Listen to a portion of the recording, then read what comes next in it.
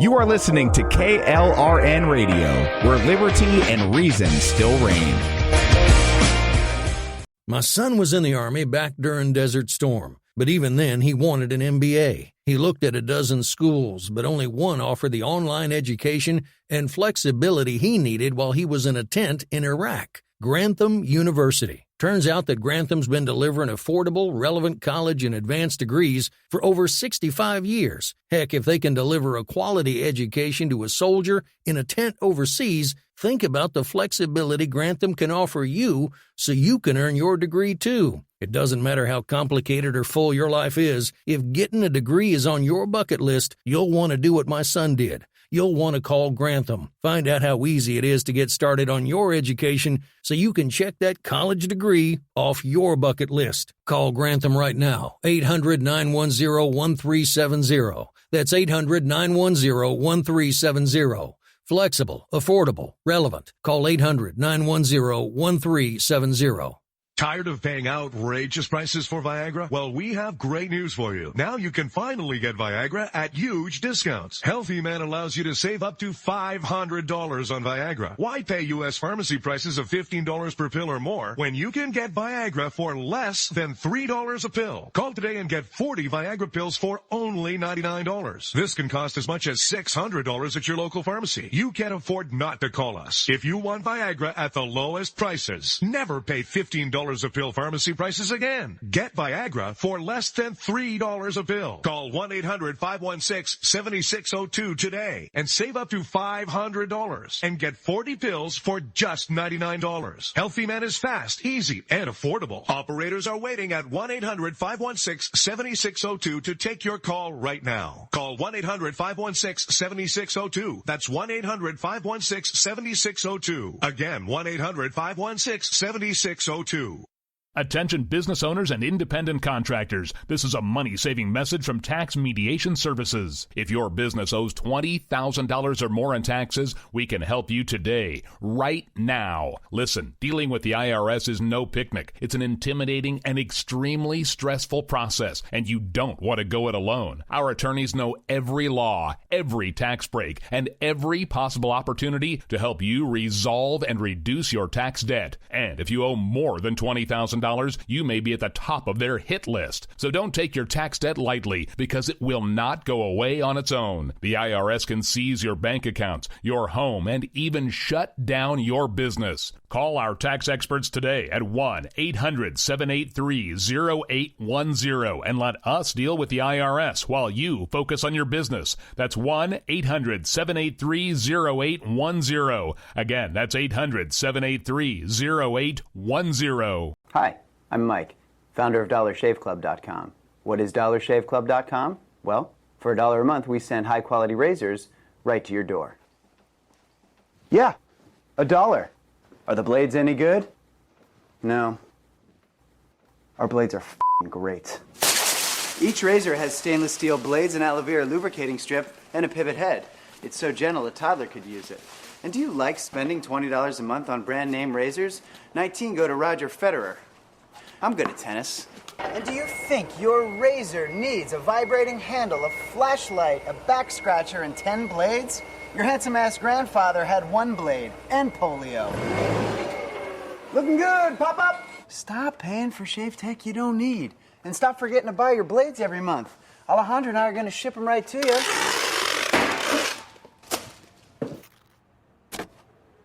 We're not just selling razors, we're also making new jobs. Alejandro, what were you doing last month? Not working. What are you doing now? Working. I'm no Vanderbilt, but this train makes hay. So stop forgetting to buy your blades every month and start deciding where you're going to stack all those dollar bills I'm saving you. We are DollarShaveClub.com, and the party is on. I know karate, I know jiu-jitsu, and drive like a gangster when I'm coming to see you, see you. See you, see you.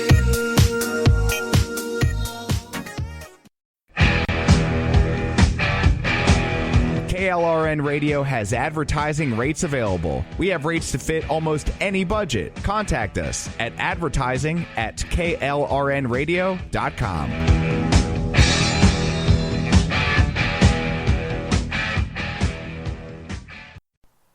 The following program contains coarse language and adult themes. Listener discretion is advised.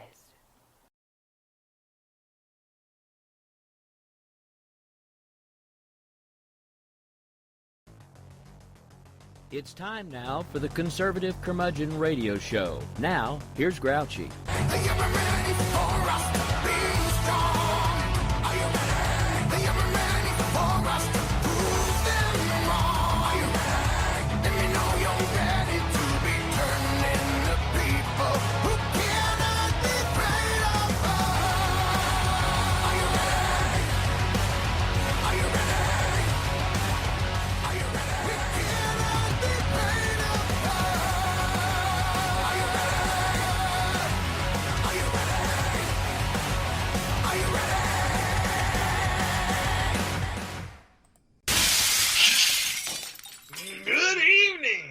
Welcome in to KLRN Radio, America's podcast network. It's good to be back with you. I hope you're holding over from America Off the Rails. If not, it's not the show anymore. It's whatever. It's whatever? Yeah. Remember Stacy and we're just talking about it. Stacy and I swap days. We're doing our show on Wednesday now, and I do Rails on Thursday. Okay, I didn't know that it started. You just said she asked, and I put out a tweet like 4 hours ago. Okay. So, pardon me. I am the director of network operations. I do not play on Twitter all day anymore. I put it out right. I put it out like 10 minutes before you put out your show tweet. In the same room you dropped it in. Yeah, I was actually putting my show together then. That's what it was. Yeah, I'm going to chalk this up to the same thing of how I just found out about these new awesome pretzels that you've known about for forever. Yeah, people, if you have not tried Dot's pretzels, yeah, you need to hit that. Well, see, I mean, I've had Dot's pretzels before, but my ex-wife was like a pretzel minimalist, so the only ones she ever brought home were the normal ones. So I was going through the grocery store today, and I saw this end cap with Dot's pretzels on it, and I found the ones that are honey mustard and glazed, and I was like, I got to try some of these because the ex-wife would have hated them because she's not a fan of mustard anyway. So I get home and I crack them open, and I'm like, I'll just eat a couple. I'm a quarter of the way through the bag. Fat man approved. That's not how it works. Fat man approved. Quarter of the way through the bag already. So I went and found him and tagged him in a tweet because for as good as their products are, they don't have very much of a social media following yet. So I'm hoping maybe I can. No, they really don't. It's kind of sad because usually the first thing I hear from people is, "Oh, they are good. Oh, they're really expensive." And I'm like, you know what? You're throwing $3-4 behind a shitty bag of chips or bland ass pretzels anyway. Go ahead and step up. Yeah, that is one that when I showed them to a friend, they're like, "Oh, those things are expensive." I'm like, "You get what you pay for." Exactly. You know. Can't put a price tag on it. Well, I mean, you can, but it's just a better quality, and you should expect to pay more for it. That's the way I always looked at it anyway. It's not just that. Like the cheaper bags of pretzels that you can get, those are the same ones that you get when you go to the bar, and they're terrible anyway. You know what I mean? Yeah, and I mean, they're not that much cheaper. The only reason they taste better when you're at the bar is because you're drinking them with a beer. Usually. Or 12. Or 12. Yeah, anyway. Exactly. Anyway, I didn't mean to hijack the opening of your show to make it a promo. No, not at all. We probably could use the filler. We'll find out at the end, but, you know, I'll cuss you later if that's how it works out. Get off my lawn, you bastard! Yeah, I already put out that tweet when I got the notification that people can now call you on Twitter. I was like, I have already set my audio and video calls on Twitter to no one. Get off my virtual lawn, you damn kids. I think I've been looking for this setting, And I think because I don't use the Twitter app and I just use browser interface to get to Twitter's site, that setting doesn't even exist for me. Yeah, no, it won't. It's on the app only. Ha ha! So that's great. But then also at the same time, it seems like Elon is working hard to disable the web interface and force you to the app, because the damn web interface never seems to work right for very long. But anyway, we digress. So, the world's on fire. We got Hamas attacking Israel. We got Israel retaliating. We got the White House claiming that they are standing with Israel, and then they come out and announce this huge council to offset what? Islamophobia. But they had to do something to assure their far left base that they haven't wandered too far. So this is supposedly to help quell the squad and their ilk, because I know there's a couple that aren't really squad members that are harping on this shit too. But yeah, it's funny. I haven't heard any stories about imams being knifed to death, on their front porch. Just the rabbi, But yeah, Islamophobia, sure, jackasses. And that pair, boy, I'll tell you what, they are jackasses. How anybody looks at Biden Harris or Biden anything, even if it's not Harris, for 2024 and thinks that's my team, I just, for the life of me, I cannot fathom how you are putting two synaptic functions together in your head. But anyway, like I said, the world's on fire. Israel is somewhat slowing down on the offensive now, the retaliation, in hopes that they can, negotiate more for hostages. I wish them luck. I don't know. I said it before. I think most of the hostages are probably either dead or soon will be. I don't see a lot of them coming home. Some, yes, not all, sadly. But anyway, we all know what's going on with that. We don't need to beat that horse to death. And I've got Emmy with me in the studio tonight, my 16-year-old Yorkie, who is nearly completely blind and nearly completely deaf. And she is wandering around, so if you hear the tap, tap, tap in the background, that's her. You can say hi to Emmy. I post pictures of her every now and then, but she's getting to be an old girl now. Poor thing. And that one's going to break my heart when she goes, for sure. For sure. Anyway, we have to follow up a story already. We did this not too long ago. I'm thinking 2-3 weeks back,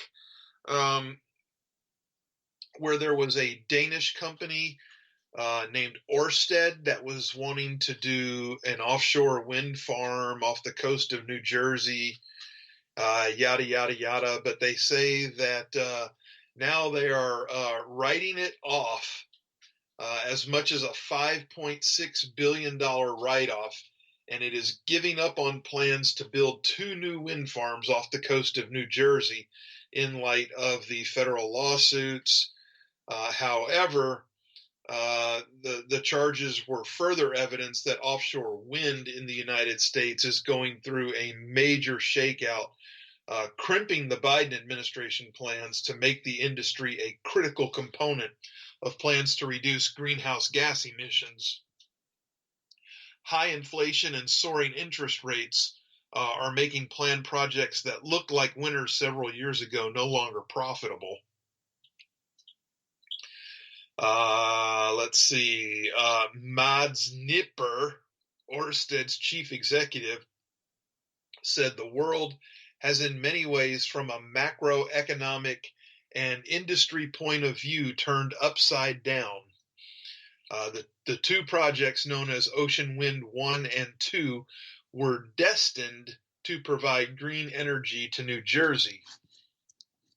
Offshore wind and other parts of the renewable industry have hit some snags in Europe, especially in Britain. But Mr. Nipper said the problems were more acute in the United States because early contracts lacked protection from inflation and developers incurred high costs because of delays in approvals during the Trump administration. Breaking my heart. The company's stock price fell about 20% today as the company reported a loss of about $3.2 billion for the third quarter and warned that the write-downs, essentially a reduction in the value of the company's investments, would have what it called an impact on their finances. Ørsted is writing off 28.4 billion krone, or about $4 billion, and the company estimates that it may take another charge of up to 11 billion krone later in the year. Now, Ørsted is not alone in encountering hazards in the fledgling offshore market in the United States. On Tuesday, BP, the London-based energy giant, said it would write down $540 million on 3 planned wind projects off of New York after the state authorities declined to renegotiate their terms. BP says it is assessing future plans for the schemes in light of the decision. In its announcement, though, Ørsted said it would move forward with a $4 billion project called Revolution Wind, intended to supply power to consumers in Rhode Island, and other developers have projects under construction like Vineyard Wind, which will eventually have 62 turbines in the waters off Martha's Vineyard. I'm sure that'll look attractive from the beautiful shore. Offshore wind is not dead, but the industry and its backers are certainly learning some harsh lessons. The ambitions of the Biden administration and states along the East Coast like New York, New Jersey, and Massachusetts to install large amounts of clean electric power generation through offshore wind in the coming decades are likely to be set back. The industry is dealing with equipment shortages as a result of pandemic-era supply chain issues, along with a growing number of orders for wind turbines as governments try to meet green energy goals. Escalating interest rates as central banks around the world try to curb inflation have caused financing costs to soar. Consumers will also probably pay more in their electric bill for power generated from offshore wind as developers demand higher prices and protection from inflation. Yeah, that makes it worthwhile, right? You want to pay more for your energy because it comes from wind in the ocean. Come on. What the hell? Nipper said that rekindling interest in developing offshore wind off the East Coast depended on a, quote, reset of what offshore power needs to cost. New York State declined in October to renegotiate existing offshore wind power contracts, but a subsequent auction awarded deals to supply companies at significantly higher prices and with various provisions to protect developers from inflation. Still, there's little question that the confluence of challenges that Nipper characterized as the perfect storm, and that's cute for an offshore wind company, is weighing down the industry that governments are counting on to produce large volumes of clean and relatively cheap electricity to tackle climate change. So, they want to move forward. They know it's going to cost more. They know it's going to cost you more. But this is what they consider clean and relatively cheap. Relatively cheap. I guess it all depends on which relative, right? I mean, I don't know. Ørsted has been both a pioneer and leading developer of offshore wind. After building the first offshore wind farm off Denmark in the early 1990s, the company has built up a global portfolio with projects in Britain, Poland, and Taiwan, as well as the United States. Nipper said the company would be looking at various cost-saving measures, including reshaping its portfolio. The company is likely to be more cautious in its investment plans, at least in the near term. Ørsted's problems are not occurring in a vacuum, though.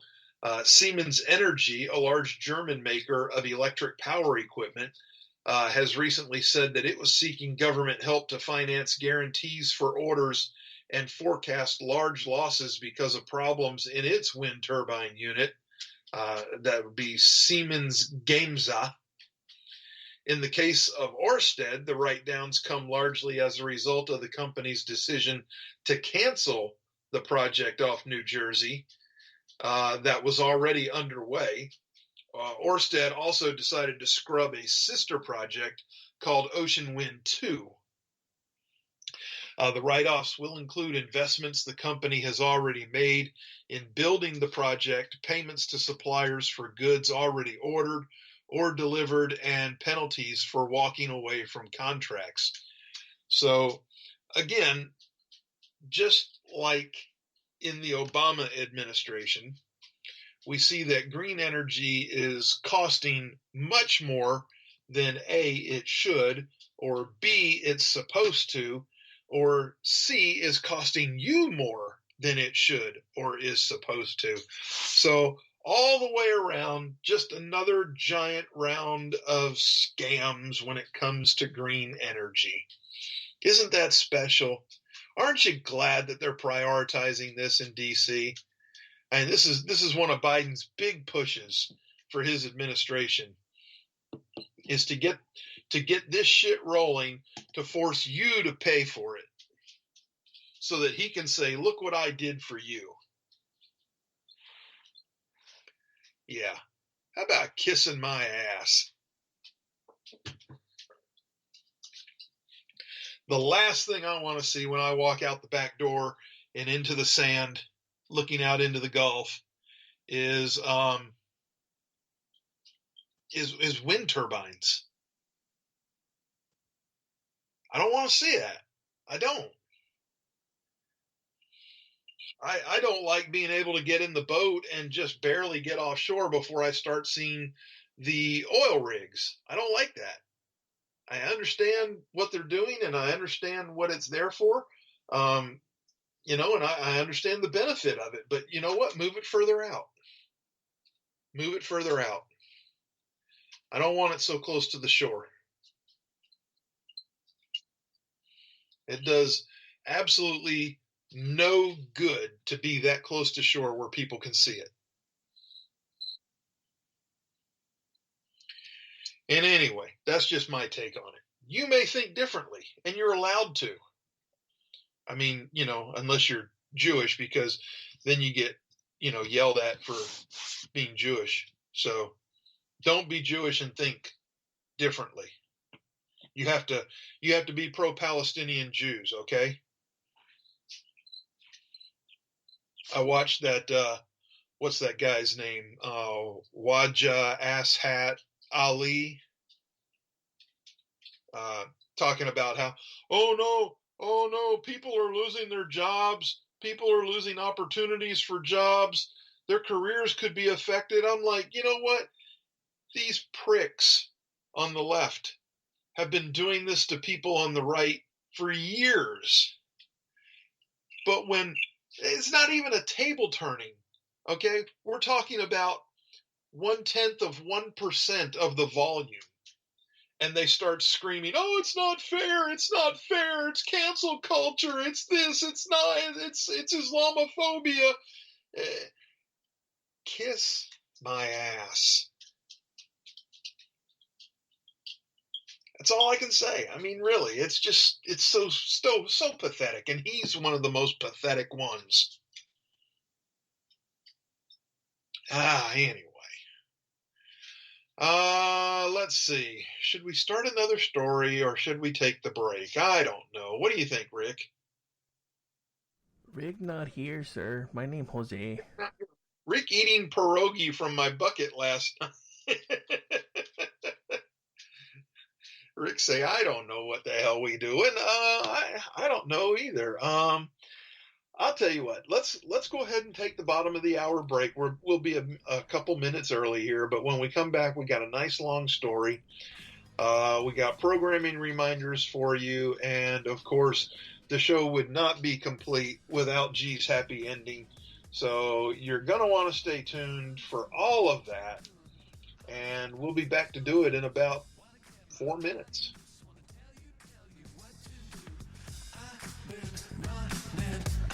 Like an animal struggling, looking for a diamond.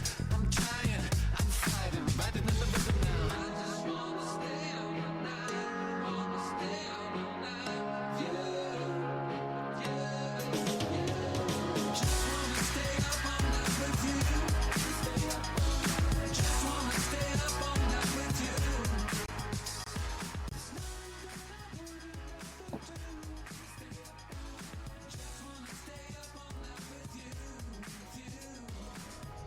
My son was in the Army back during Desert Storm, but even then he wanted an MBA. He looked at a dozen schools, but only one offered the online education and flexibility he needed while he was in a tent in Iraq, Grantham University. Turns out that Grantham's been delivering affordable, relevant college and advanced degrees for over 65 years. Heck, if they can deliver a quality education to a soldier in a tent overseas, think about the flexibility Grantham can offer you so you can earn your degree too. It doesn't matter how complicated or full your life is, if getting a degree is on your bucket list, you'll want to do what my son did. You'll want to call Grantham. Find out how easy it is to get started on your education so you can check that college degree off your bucket list. Call Grantham right now, 800-910-1370. That's 800-910-1370.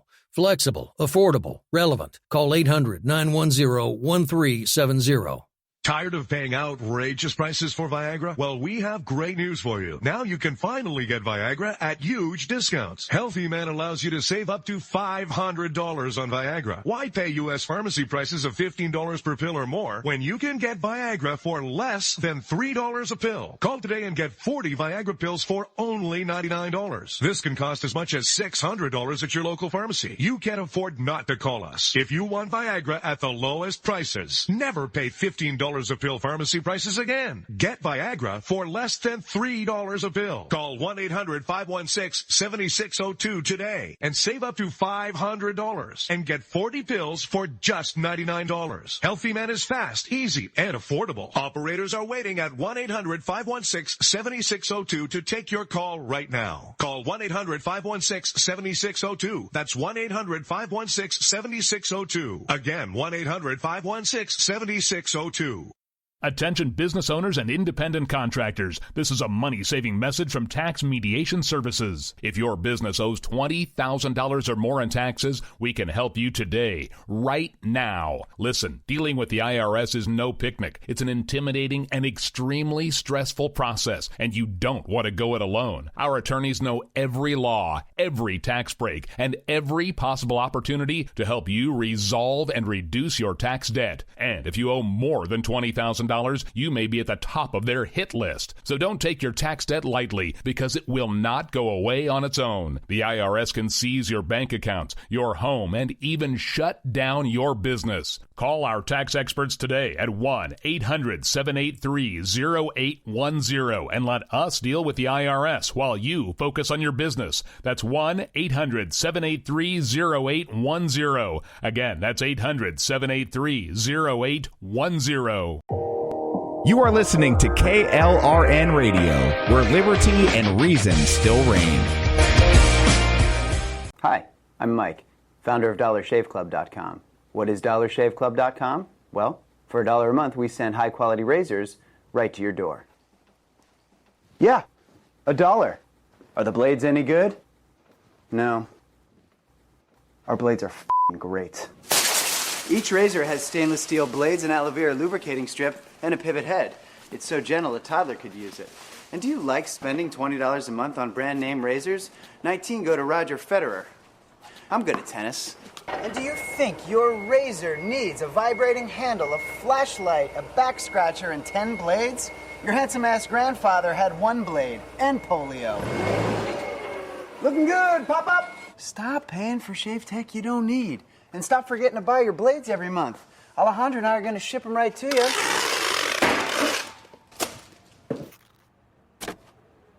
We're not just selling razors, we're also making new jobs. Alejandro, what were you doing last month? Not working. What are you doing now? Working. I'm no Vanderbilt, but this train makes hay. So stop forgetting to buy your blades every month and start deciding where you're going to stack all those dollar bills I'm saving you. We are DollarShaveClub.com, and the party is on.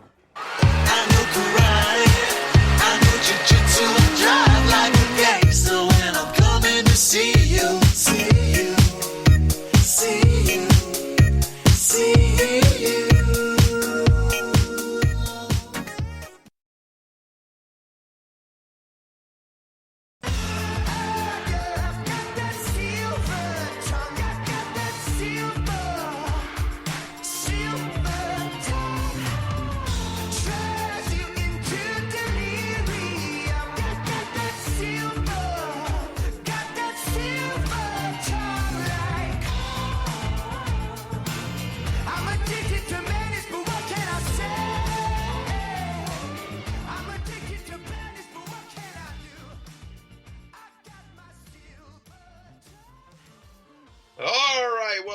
Welcome back.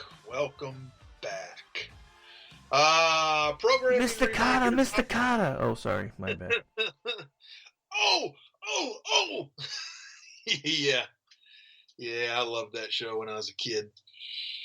Anyway, programming reminder, top of the hour is the red wine, and after that, your nightcap would be Rick and Orty, but Orty is not going to be in, and our resident alien, Jeff, will be filling in.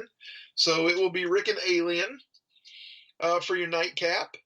Sure to be fun. So you will want to stay around for that. What else? Oh yeah, you got another 25, 26 minutes of me. So F you. Sit down, shut up, and listen. Yeah, you. Hey, where are the white women at? Yeah, exactly. I'm wondering that too. Emmy's still with us here in the studio. She's starting to get antsy though. She's been pacing around and kind of wanting out, but I've got her little blind ass, a little puppy pee pad in here, and she's got a bed in here, so she can just settle down. She's gonna be with us till the end. And then back to it, right? I guess so. So I'm leaving the winning side for the losing side, observed Whittaker Chambers, by renouncing communism and becoming a man of the right. He said that. The modern history of conservatism is a testament to that insight. Elections are won, bills are passed, activist campaigns are launched, and coffers are filled by the bottomless ocean of donor money that sloshes around the Beltway in D.C. But below it all, in the bowels, history marches to the left.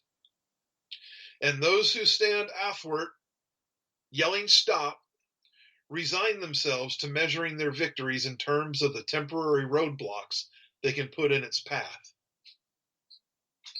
However, you wouldn't know that from watching the events of the past 3 weeks. In the wake of the Hamas terrorist attacks in Israel, which claimed some 1,400 lives, including those of dozens of American citizens, the right mobilized with an unprecedented force of conviction. Conservative donors, abruptly realizing that our universities were hotbeds of radical activism, began to apply financial pressures on administrators or simply halted their donations altogether. Republicans who had never seen an amnesty bill or a guest worker visa they didn't like became hardliners overnight, calling for the deportation of foreign nationals who expressed support for Hamas and pushing to defund universities that allowed pro-Hamas protests. Conservative groups embarked on an aggressive name-and-shame campaign against students and professors, compiling a college terror list as a helpful guide for employers. In short order, the backlash yielded results. Universities rushed to respond to donor pressure, hastily issuing, retracting, and amending statements on the conflict while promising to take further action. Chastened students apologized for and denounced their pro-Palestine statements, but not before a number were fired from prestigious jobs and fellowships. Heavyweight donors called for an employer blacklist of Hamas apologists, the termination of top-ranking college administrators, and further financial reprisals against complicit universities. Even MSNBC was alleged to have removed 3 Muslim broadcasters from the anchor's chair in the wake of Hamas attacks, although the network insists that, quote-unquote, the shifts are coincidental and they appear on TV still to provide analysis. Okay. It was a stunning break with the conservatism of the past 30 years. Until now, the institutional right has surrendered to a sense of inevitability about the left's long march through the institutions. The conservative political imagination seemed unable to conceive of political possibilities beyond the low horizons of the status quo. That pessimism proved to be a self-fulfilling prophecy when a newly elected Donald Trump sought to finally deliver a comprehensive solution to the immigration crisis. The campaign promise that made him president, and he was sabotaged by a revolt from within his own party. When Black Lives Matter burned and looted its way through American cities in the summer of 2020, including many major red state metropolises, Republicans at every level of government alternated between displays of impotent rage on Fox and active support for the movement. When a long line of campus uprisings plunged our universities into chaos, the GOP-controlled governments and conservative donors who supplied their funding saw no reason to intervene, let alone close their checkbooks. Take the example of the GOP megadonor Ken Griffin. Just 6 months ago, the hedge fund tycoon bestowed on Harvard $300 million, a donation that Harvard repaid by naming its Graduate School of Arts and Sciences after him. While it may not have been his intent, Griffin's cumulative $500 million in donations to Harvard have helped pave the runway, transporting campus radicals into the halls of American power. Last week, Griffin appeared to realize that this may not have been the wisest of investments. After employing his considerable clout to pressure Harvard into a display of solidarity with Israel, Griffin went on to pledge that his hedge fund would never hire the leaders of a Harvard student group that signed on to a letter blaming Israel for the Hamas attacks. This pledge was echoed by numerous other powerful donors. How do you end up in such a twisted place, Griffin wondered. It's an excellent question. It's a question that Griffin could have asked a long time ago. Mark Rowan, a private equity billionaire and big dollar donor to Trump's 2020 presidential campaign, was relatively sanguine about the campus wars back in 2021. As the chair of the board at his alma mater, the University of Pennsylvania's Wharton School of Business, Rowan chuckled, "I'm always the one saying, what about political diversity?" And then they move on to lunch. To his credit, Rowan did push for some piecemeal reforms, helping to create a problem solvers fellowship intended to promote political dialogue. But he was careful to couch his goals in an anti-partisan language. Let's have a discussion of abortion from both sides, he told an Aspen Institute panel. Let's have a discussion of gun rights from both sides. Rowan, who has donated some $50 million to Wharton, has now lost his interest in cross-ideological debate. In the wake of anti-Israel demonstrations on campus, the GOP donor called for the university's president and board of trustees to be fired. He went on to pen an op-ed titled "University Donors, Close Your Checkbooks," a directive that other powerful Republican donors have already taken to heart. Utah's former governor, John Huntsman, whose family has given tens of millions of dollars to the University of Pennsylvania over the years, pledged to close his family's foundation's checkbook on all future giving to Penn, observing that the university has become deeply adrift in ways that make it almost unrecognizable. But Penn had become unrecognizable long before this most recent episode. The Ivy League University has been ranked the second worst college in America for free speech for the last 2 years in a row, down from ranking among the top 7 free speech campuses in 2012. That's a quick turn. Nor is this rapid shift confined to the donor class. Nikki Haley, for example, declared that there should be no more federal money for colleges and universities that allow anti-Semitism to flourish on campus. 2 days later, the Republican Larry Hogan, Maryland's former governor, withdrew his offer to participate in Harvard's fellowship this fall, citing the dangerous anti-Semitism that has taken root on their campus. It's good to see Republicans suddenly discover that they don't need to continuously fund institutions that hate them. It's bewildering that it took them this long to realize as much. Now, the same can be said of the issue of immigration. Senator Marco Rubio, a Florida Republican, made a name for himself as an immigration dove, first as champion of the doomed Gang of Eight amnesty bill, and later as a critic of Trump's restrictionist efforts. The reality is you can't do it, Rubio said of Trump's proposal to deport all illegal immigrants in 2016, adding that Trump's so-called Muslim ban was not a real proposal. I think it's bad policy for the country to say you're going to have a religious exclusion. Last week, however, Rubio struck a markedly different tone, introducing a resolution to revoke visas and deport any foreign national who has endorsed or espoused the terrorist activities of Hamas, Palestinian Islamic Jihad, Hezbollah, or other groups. South Carolina's Tim Scott, a Republican who joined Rubio in criticizing Trump's ban on migration from 7 Muslim-majority countries, is now calling for similar measures to deport Hamas sympathizers. He has struck an uncharacteristically hard-line tone on accepting refugees from Gaza.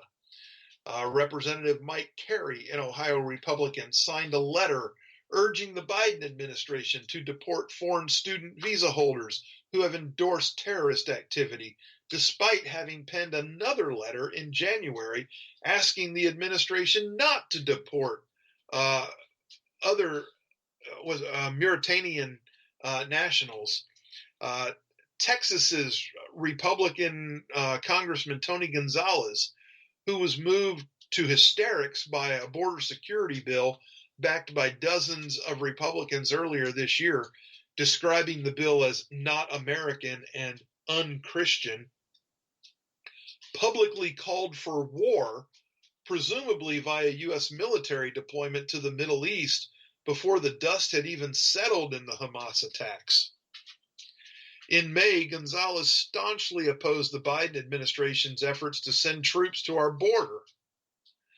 I understand that, okay, because when Biden sends troops to the border, they're there to do paperwork. They're not there to actually secure the border.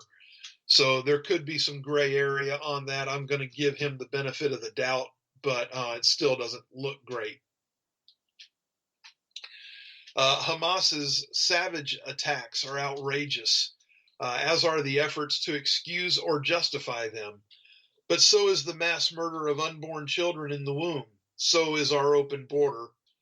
So is the radicalization of our universities, the carnage and violence on our city streets, and the systemic destruction of our history and heritage. That our conservative leaders have suddenly found their appetite for outrage is laudable. But it's impossible to avoid wondering where the hell it's been for the last 2 decades. Republican voters could have been forgiven for wondering why they should turn out to vote at all if elected representatives like Gonzalez were going to situate themselves to President Biden's left on issues like immigration.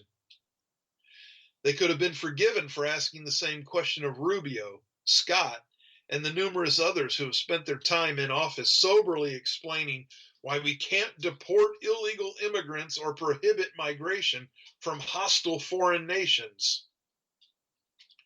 They could have been forgiven for inquiring where the donor class was when the campus radicalism it suddenly abhors was ransacking the country in the summer of 2020, or when the education system was teaching our youth to hate the country they are to inherit, or when the same factions that are now celebrating the slaughter of Israelis were fantasizing about doing the same to fellow Americans. Perhaps this will be a turning point for the GOP and the conservative movement. This remains to be seen. One thing is clear, though. There can no longer be an excuse for the right's complicity in the degradation of our country. What the past 2 weeks makes evident is that our political crises do, in fact, have solutions. That our leaders have failed to employ those solutions was not due to a lack of ability. It was due to a lack of nuts. Bunch of nutless wonders.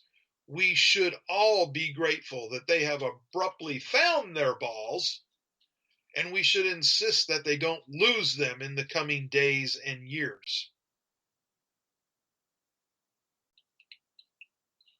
Now,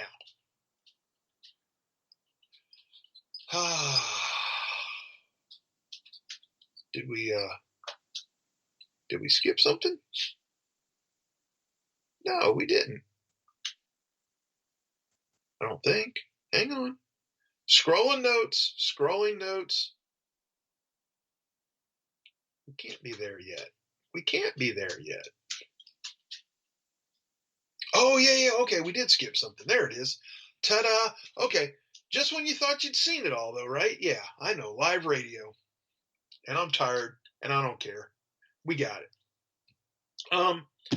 So does anybody, show of hands, anybody out there remember the giant caravan that came up through Central America and Mexico up to our southern border? Anybody remember that? Are you old enough? They say there was roughly 6,000 people in that caravan, is what the guesstimate was. 6,000 people.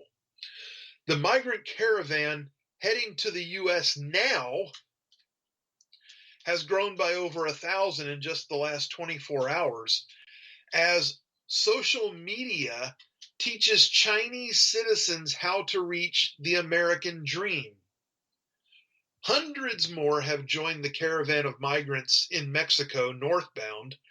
One of the organizers said bringing the total number to about 7,000 as the group traveled through the southern state of Chiapas. Organizer Irineo Mujica said on Tuesday the caravan had swelled since Monday by about another 1,000 people and is now estimated to be over 7,000 people, although a spokesman for the government said state authorities still estimated the size around 3,500. It comes as the U.S. has seen a big increase in arriving using a relatively new and perilous route through Panama's Darien Gap jungle thanks in part to social media posts and videos providing step-by-step guidance. Chinese people were the fourth highest nationality after Venezuelans, Ecuadorians, and Haitians crossing the Darien Gap during the first 9 months of this year, according to Panamanian immigration authorities. Chinese migrants using this route fly to Ecuador and then make their way north to the U.S.-Mexico border. The monthly number of Chinese migrants crossing the Darien has been rising gradually from 913 in January to 2,600 in September. At the U.S.-Mexico border, the Border Patrol made 22,187 arrests of Chinese people for crossing the border illegally from Mexico from January through September, nearly 13 times for the same period in the previous year.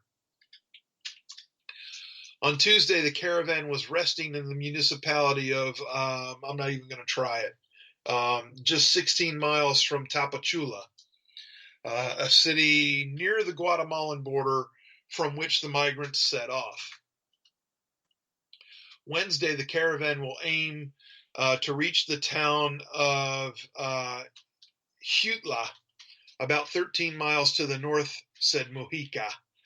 Migrants from Central America, Venezuela, Cuba, Haiti initiated the trek Monday after they had grown frustrated with the long wait times the Mexican government was taking to process their refugee or exit visa applications at the main immigration processing center.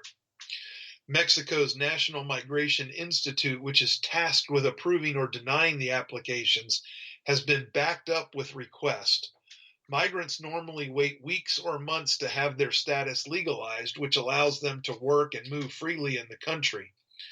The march is said to be the largest since the June 22 caravan, when 6,000 people, many from Venezuela,